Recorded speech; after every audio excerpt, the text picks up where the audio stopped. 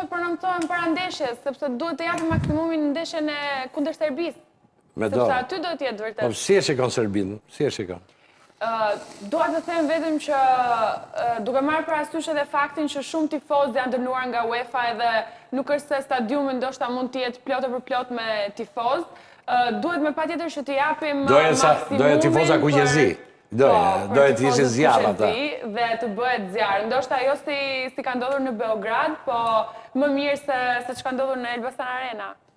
Shikoj se do kemi edhe dy lidhje tani interesante që regjia po i përgatit lidhur me ndeshje, sepse kjo nuk është një ndeshje vetëm brenda, le të themi, kufive zyrtar Shqipëri. Shqipëria është shumë më e madhe, hapësira shqiptare, është Kosova, është Shkupi, është Malizi, është diaspora, është një ndeshje e cila ka dimensione të gjëra.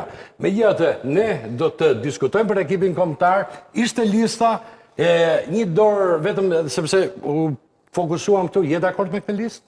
Dakord me këtë listë. E lojtarët që kanë bajt peshën në 2 eliminatorët e fundit, lista është e plot, për fat mirë të Zotit nuk ka dëmtime.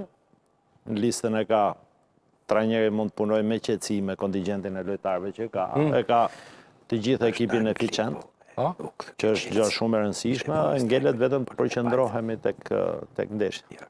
Mehmet, çfarë mendimi ke për këtë? Lista është siç tha parafolsi, domethënë është listë që i ka të gjithë lojtarët të kopsitur, që kanë marrë barën edhe në kualifikimit, e që u kualifikuan për Evropianin, që bënëm super ndeshje me Çekin, me Polonin, dhe u kualifikuam.